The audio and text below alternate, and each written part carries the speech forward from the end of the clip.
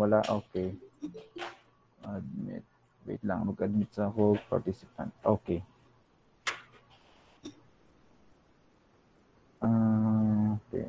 Adjustment. Matakal magyabang sa traversing, no? Kung saan siya pag-adjust.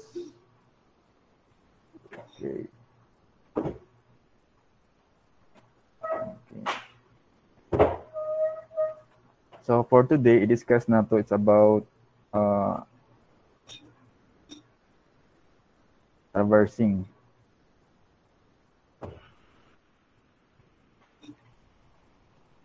Yeah.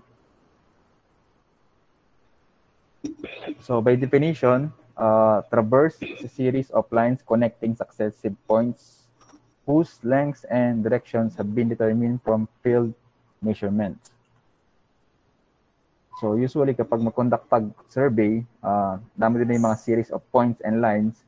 So ang ginatawag kanang pagkuha nato og data, kanang sa ilang elevations and distances measuring, ginatawag na siya na traverse. And traversing is the process of conducting a traverse. It's the measurement, the lengths and direction of the lines of a traverse for the purpose of allocating the position of certain points. Okay, so in traversing na yung mga traverse station na ginatawag, either temporary or permanent point of reference over which the instrument is set up. So control points, muna siya ginatawag na permanent point. Gamit na siya sa mga geodetic surveying. So fixed point na siya. Known na ang iyahang mga coordinates and elevations and data measurements. Ang mga temporary is kanang mga ginagamit sa mga kanang mga nag-survey sa kalsada, nagabutang sila og mga points or survey points, muna siya mga temporary. Ang permanent kanang naa na siya mga mohon na nakabutang tumura siya triangle, ang uban kay circular, kaya square na nakabutang dito ang iyahang mga details no sa points. Muna siya ang permanent. Sometimes it's also called angle points because an angle is usually measured at such stations. Then traverse line, of course, is the lines connecting traverse stations and whose lengths and directions are determined. Okay, let's now. So there are types of traverse. Usually, interior angle traverse, number 1. It's used principally in land surveying. Mga example sa interior traverse. So these are the control points of a traverse. So you can come from point A. So nag-traverse ka, murag gibaktas or kuan nimo siya ng mga points, agihan nimo mo siyang ginatawag na traverse, U-traverse. So this type, example of a interior angle traverse, close traverse na siya. Wait lang, mag-admit sa hog student. Okay. Pero it is considered as interior angle traverse. So, muna yung example niya sa iyang notes. You can see ang iyang mga station points. Then the distance measured from point to point. Then the angle observed from this point. And of course, the observed bearings. Ang iyang computations, then the stations. So, from this data, makompute nimo ang mga interior angle, the corrections, and the adjusted interior angle. Okay. Another example of traverse is the depiction angle traverse.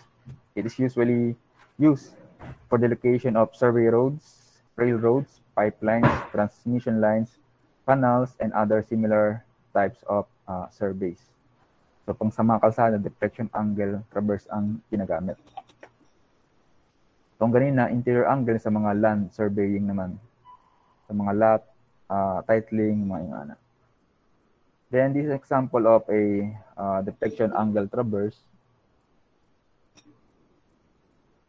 So, ang ginakuha dire is from this point to another point, iyang mga deflection angles. Okay, from point B to C, this is the deflection angles.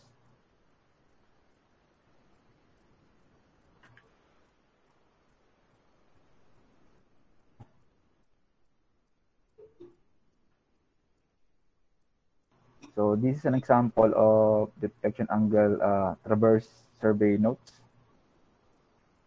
Halos similar lang siya sa interior angle except sa iyang computation. Mean deflection, adjusted deflection, calculated bearing. Okay.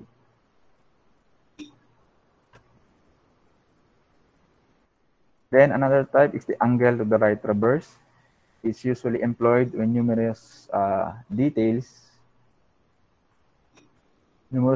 are to be located from traverse stations, usually used on city, tunnel, and mine surveys, and in locating details for a topographic map.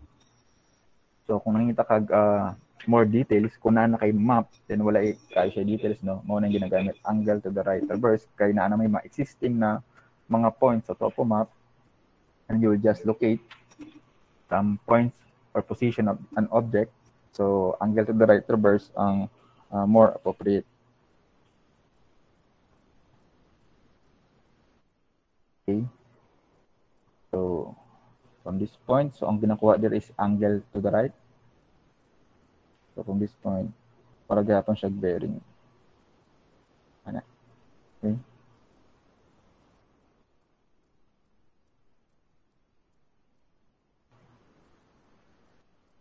And another type is the Azimuth Traverse, which is the quickest and most satisfactory method, where at one setup of transit, several angles or directions can be determined. That's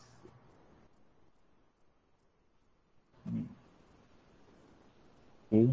So, yung azimuth is naka-base sa south. And the azimuth angles measured from north. So, this is an example of azimuth traverse field notes.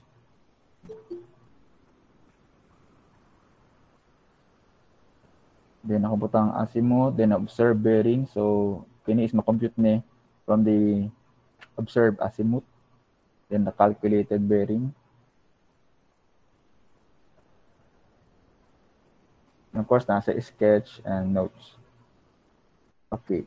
For traverse computations, for any closed traverse, the first step taken by the surveys or should always be to check if the observed angles fulfill the geometric conditions of the figure. So dapat imuhang figure, kung closed traverse siya, dapat mag-close with siya. Kung starting point, dapat ang imuhang traverse dito pud ka mag-end para ma-consider siya na closed traverse. Should there be any angular error of closure, it must be corrected to give a series of preliminary adjusted directions. So all linear distances should then be corrected since errors in measured lengths will alter the shape of the traverse. So, maliwanag siya, no? Kung naa siya error, dapat gina-correct ang mga distances and the measured or observed angles. Kaya kung dili, automatic mamali ang imuhang data. Okay. So, in computation adjustments, we had to determine the latitudes and the departures. I think most of you familiar mo sa latitude and departure sa globe. When we say latitude, it is a line which projected onto the reference meridian or north-south line, referred as northings or southings. So kung this is the globe, north and southings, so kanang vertical lines from north to south, so that is called the latitudes. Latitudes of lines with northerly bearings are designated as being north or positive. So those in southerly direction are designated as south or negative. So please take note of the signs, no? Then the departure of a line is projections onto the reference parallel or an east to west line. So departures are east or positive for lines having easterly bearings and west or negative for lines having westerly bearings. Okay, so maliwanag na, no? Please don't confuse the signs.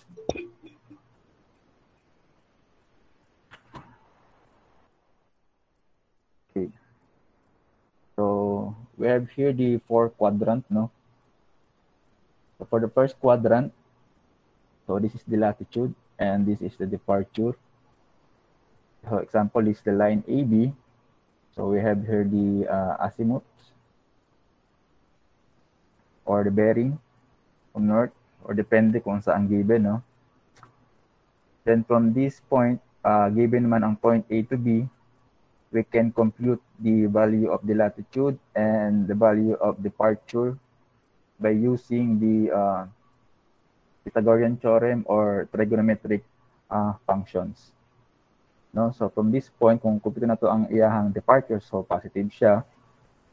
Then latitude, positive gihapon siya. So almost same lang sa sa algebra, no? Designation sa sign. And from this quadrant naman, of course, positive ang iyang departure, negative ang iyang latitude. This quadrant, positive ang latitude and negative ang departure. And of course, from this quadrant, parehas na negative ang departure and latitude. Okay, so here we have some examples of latitudes and departures.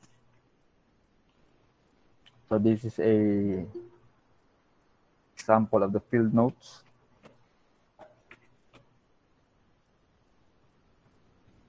Wait lang. Wala na discuss ang angle. Okay, so pag-compute sa latitude by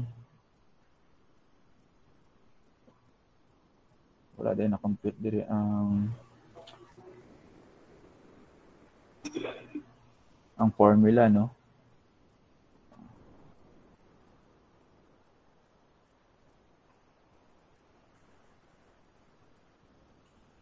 So using naman trigonometric functions, it's ano lang naman, sine and cosine law ang ginagamit, no? So for latitude, so from this point, given man ang azimuth or bearing, so makuha na nato ning latitude. So unsaan mo pagkuha sa latitude by using trigonometric law. So latitude AB is equal to the distance from A to B cosine of this angle para makuha natin right? Cosine law using trigonometric functions.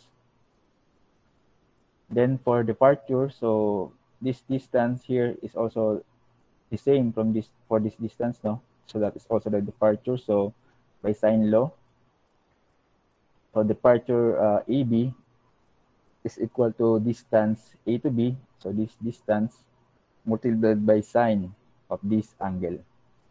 Okay. Same with so this quadrant. Same lang gihapon ang iyahang formula. So latitude is equal to distance C to D times cosine of this angle. Then departure, okay, so departure is always sine and the latitude is always cosine. Cosine of this angle of the given angle. Okay. So let's proceed to the example. So latitude, given ang mga bearing, no? So 28 degree, 10 minutes. Asan akong calculator?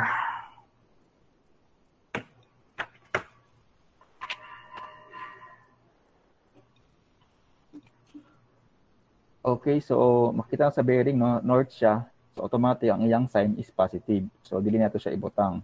So unsa to pag-compute sa latitude, that is cosine ba of the angle. So 550.3 550.3 times cosine of the angle. 550.3 times cosine of 28 is 10 minutes. So that is equal to 485.132. So,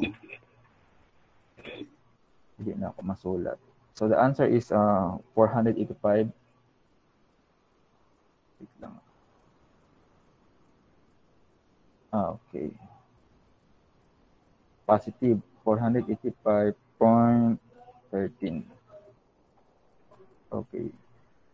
Then ang kina point from point B to C, so south is, so negative sign, so 395.48 times the cosine of 69 degrees 35 minutes.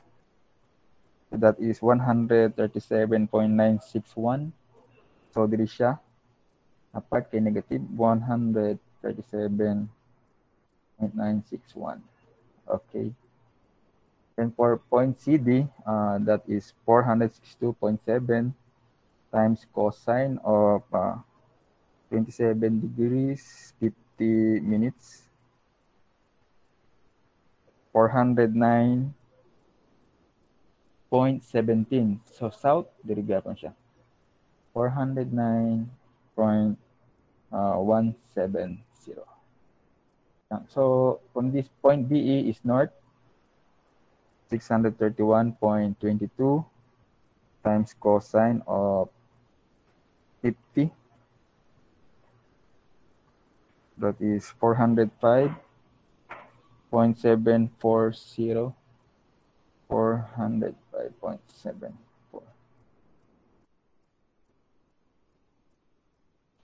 Then sunod is south. That is 340.05 times cosine of 25 degrees 05 minutes. That is 307.981.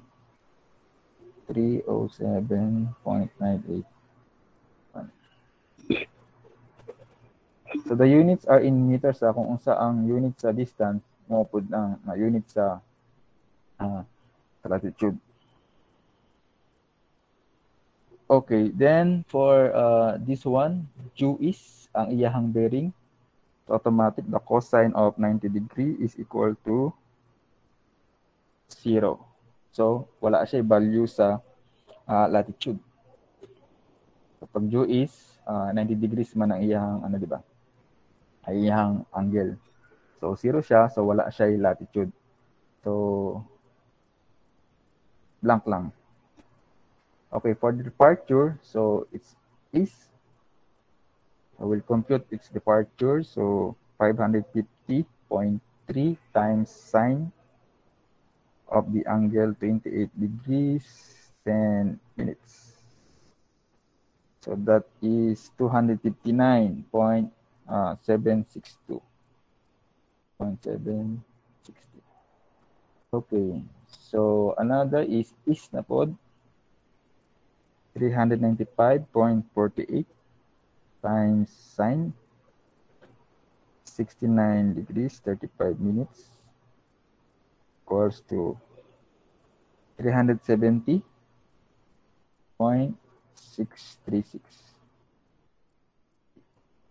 Then point CD 462.7 times sine of 27 degrees 50 minutes 216.035. Okay. Next point, 631.22 times sine of 50. That is 483.543. Then point EF 340.05 times sine of 25 degrees 05 minutes. 144.159. 144.159. Okay, that is due is. So sine of 90 degrees is equals to 1. So automatic the departure is 275.86. Okay. Okay, so ang anak lang, no? Kadali lang, no?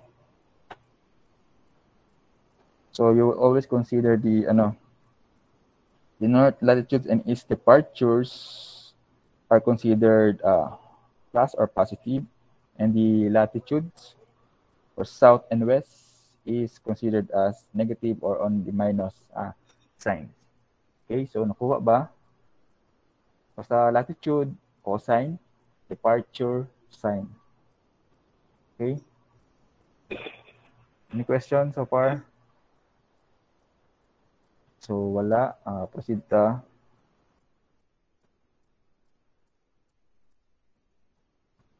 Next. Now we'll yes, may nagsalta. Okay, we will proceed to computations and adjustments. So what if na error sa imuhang data sa traverse? So we have the error of closure. A closed traverse is plotted on a paper. The survey must close on the starting point. So kung closed traverse siya, no, dapat kung asa ka nag-start, dito pud ka mag-end para ma-close ang imuhang traverse. So the closure must be affected not only graphically but also mathematically. So it means that the algebraic sum of the north and south latitudes should be 0. So dapat daw ang sum sa latitude must be equals to 0. Sum of latitude and departure. So i-add mo ni tanan, consider the sign, then kining latitude must be equal to the value of the departure. Ito nakabutang.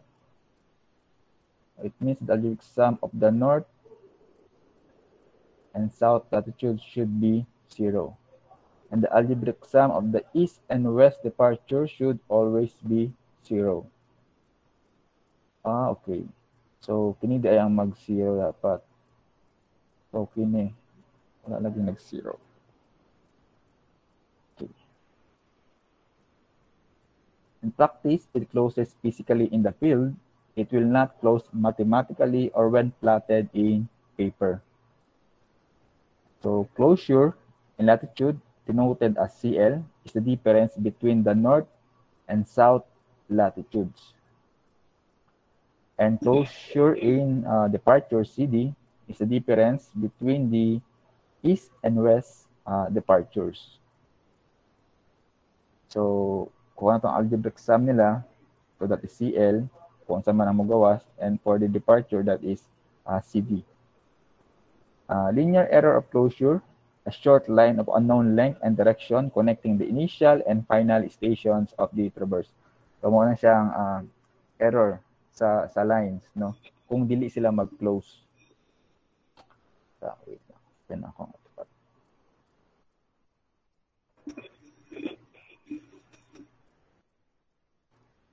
Okay, wait lang ha.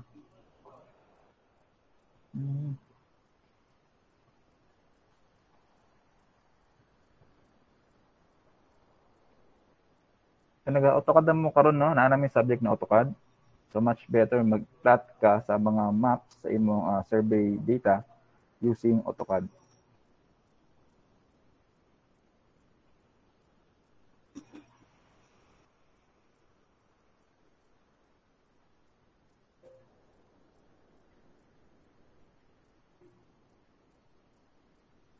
Okay. For example, this is your traverse, no? Example lang. Tapos, diha lang giabot. So, pasabot, wala siya nag-close ang imuhang traverse. So, kini nga line, na tawag is mo nang gitawag na linear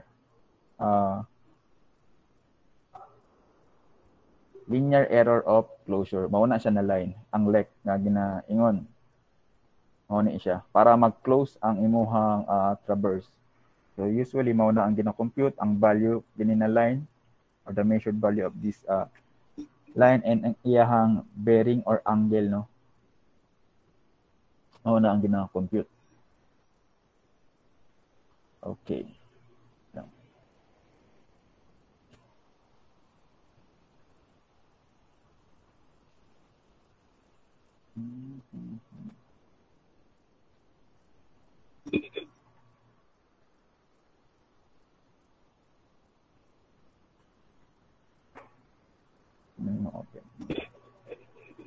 Okay.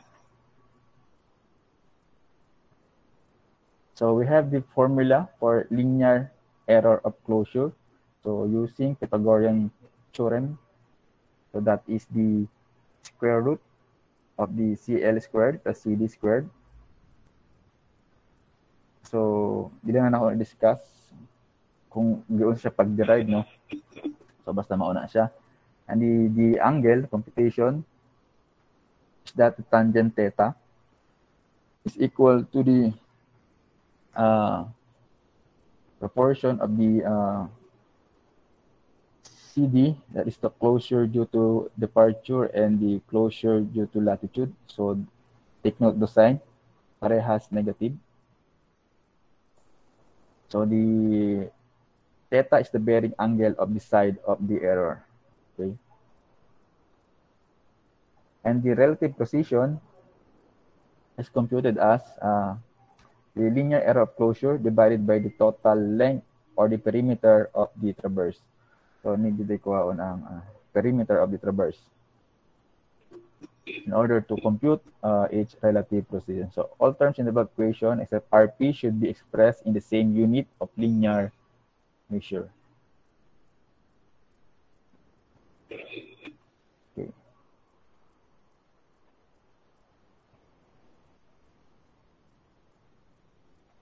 Okay, we have some example here. So given ang iyang length and the azimuth from north. So using azimuth, automatic na pag ma-compute ka, makuha naman, mugawas naman dahil ang iyang sign ana. So let's check for this sample. Okay. So latitude, ang tangana pag latitude, cosine. Departure is sine.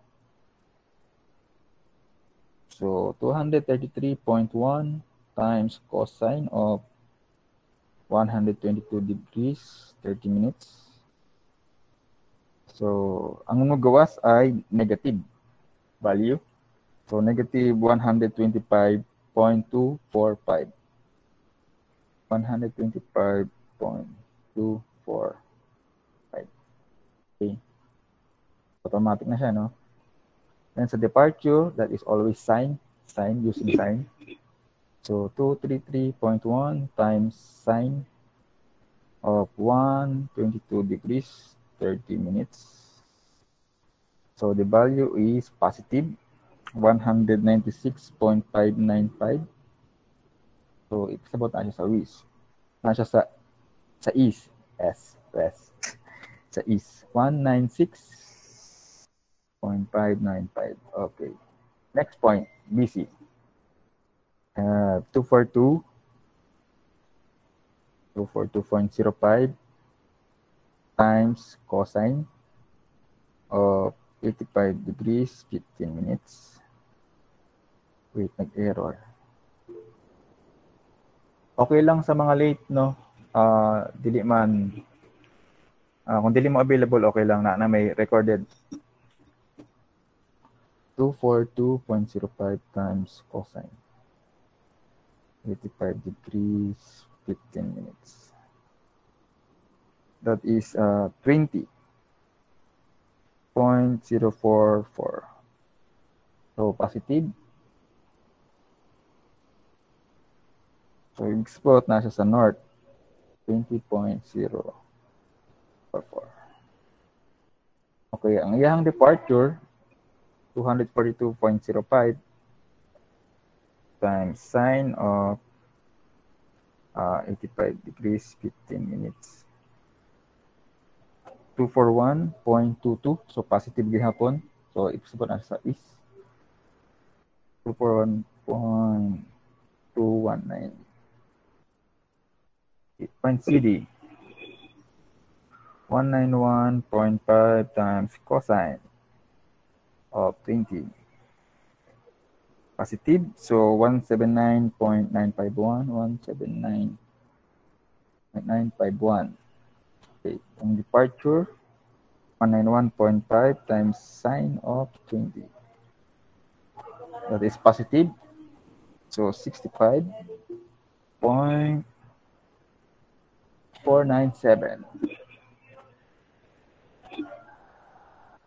Okay, point DE, 234.46. Wait lang.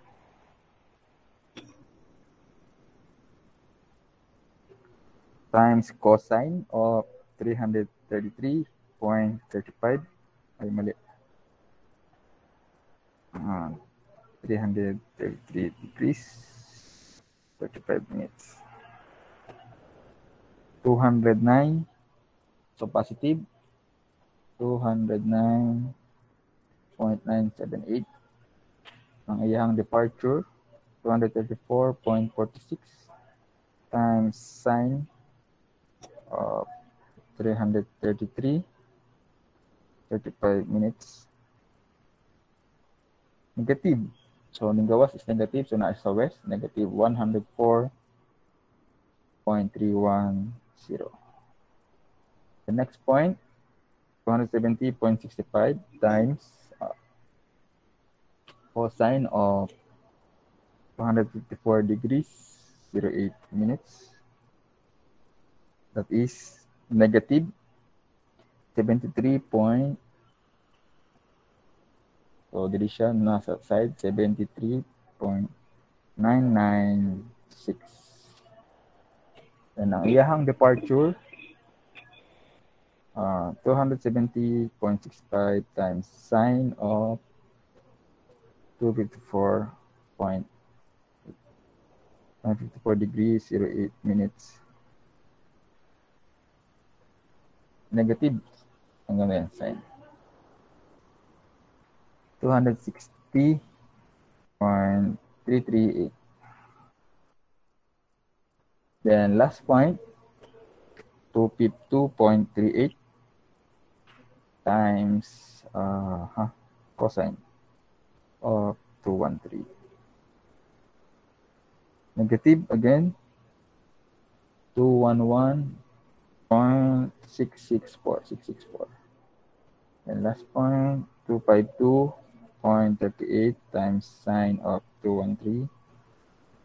Negative again, so nasa west, 137.456.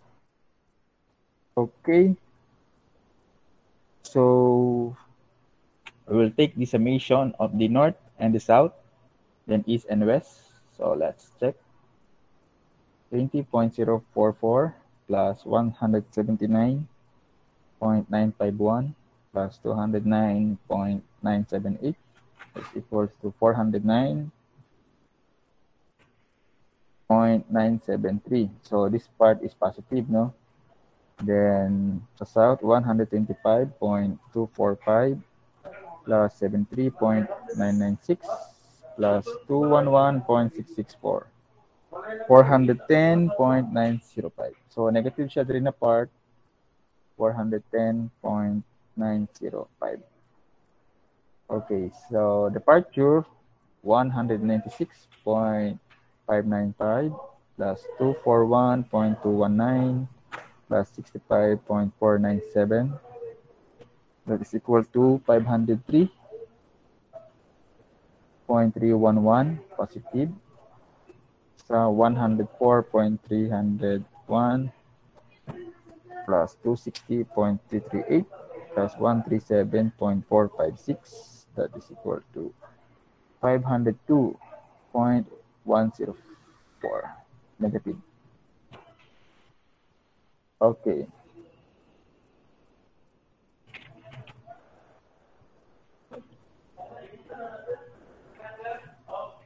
Then we will compute the linear error of closure. So summation of CL and CD. So 409.973.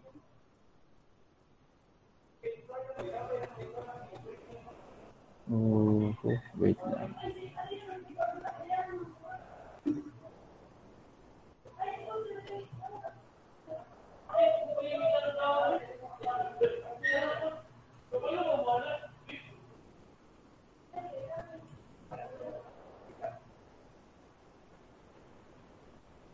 So CL is equal to summation of the north plus summation of the latitude from south. So 409.973 minus 410.905. So that is equals to, ay mali yata ako.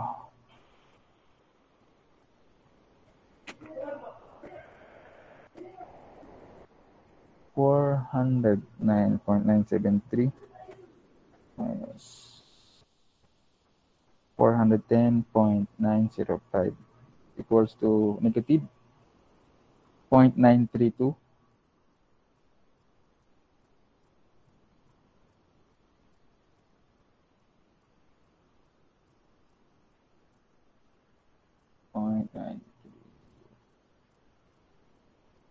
Okay. For CD, 503.311 plus negative 502.104, that's equal to 1.207.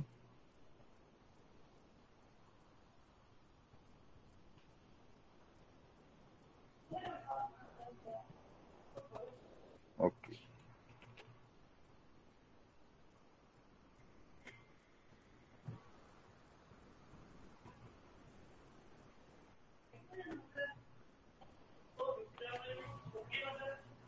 Okay, so now we'll compute for the linear error of closure.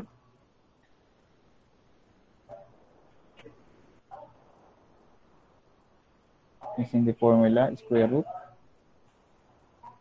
of CL squared CD squared.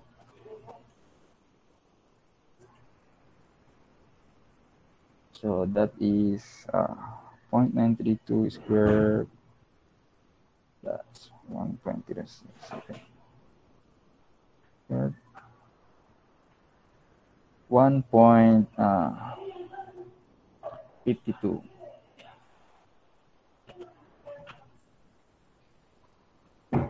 Five to 5. So, gamay lang, no? 1.525 lang ang iyang linear error of closure. So, gamay lang para ma-close na ang imong traverse. So, yan lang kagamay ang error. Then, for the angle, so using the formula, tangent theta equal to negative CD negative CL. So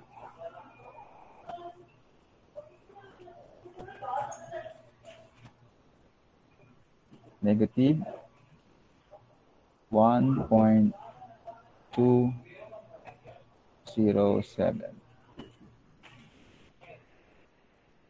CL is negative 0.932. So negative multiplied by negative, sign would be positive.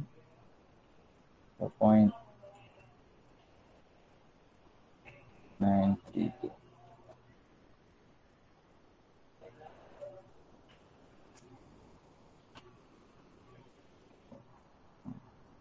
1.207 divided by 0.932.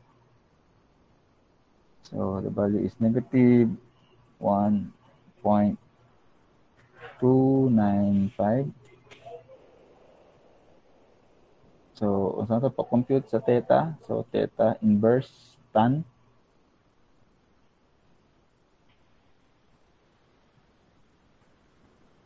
of 1.295.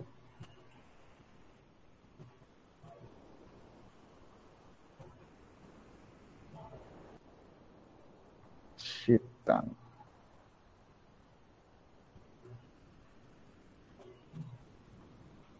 Negative 1 point. Shit tan of negative 295. So the answer is negative, no? 52 degrees. Shit. 19 minutes.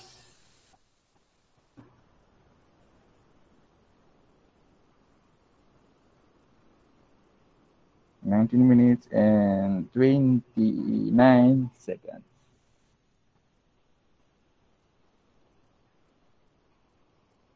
Okay.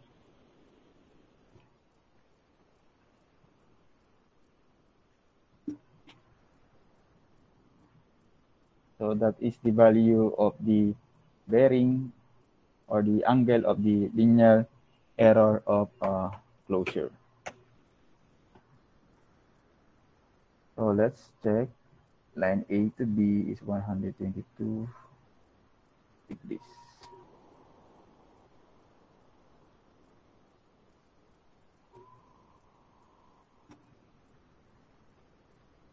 So this is the value, the unknown line para ma-close siya, no? 1.524 and its direction is 32 degrees, 19 minutes, 29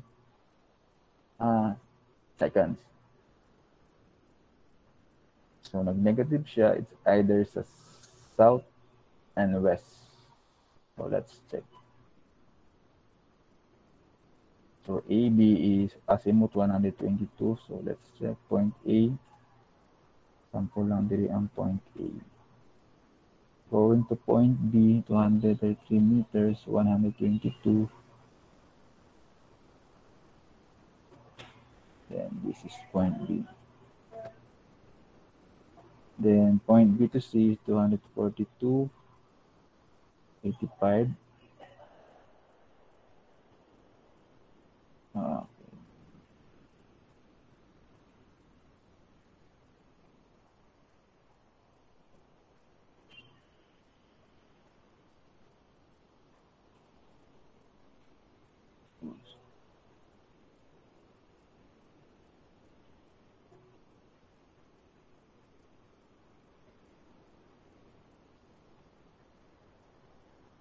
So 85 degrees.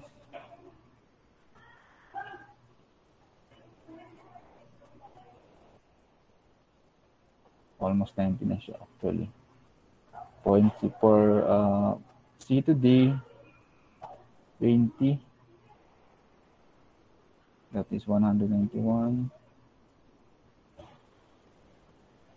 Then point D to E. Tayong anak di siya, no? 234.46. So it's 360. Paana siya? 300. Nagsapaw-sapaw na. So sorry. Point E. Then point to F, 254. Distance is 270.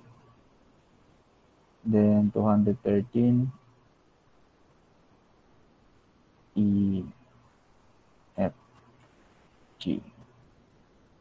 So, na point na dili sila nag-close.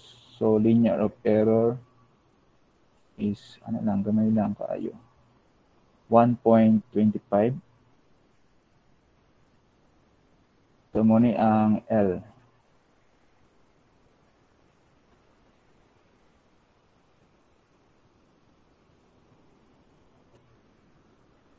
So this is the linear error of closure correction. Then ang iyang bearing is Ay. Sige, sige. 82 degrees, 19 minutes, negative. So, from south siya. So, this is the location of the angle. 82 degrees, 19 minutes. So, dito siya sa baba. From south. And negative. So, mauna siya. Okay? So, any questions so far? Let's check sa... Okay.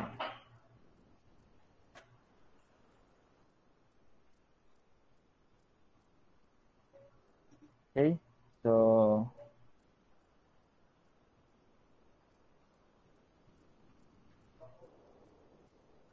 that's all muna for today, no? We'll continue na lang again next meeting.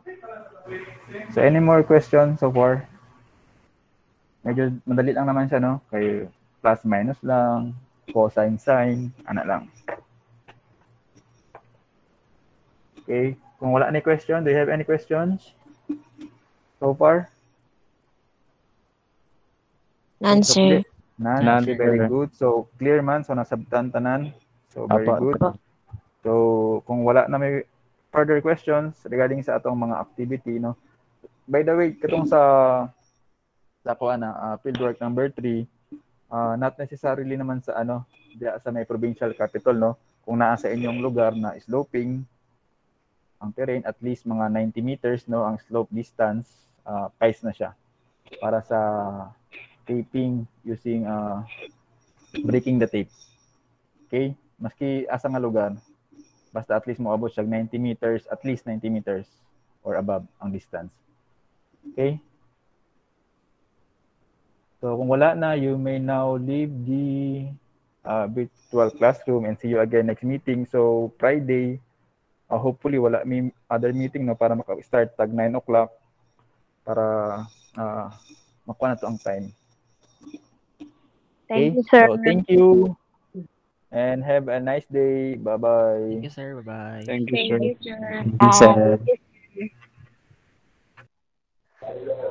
Thank you, sir. Thank you, sir. Bye-bye. Thank you, sir.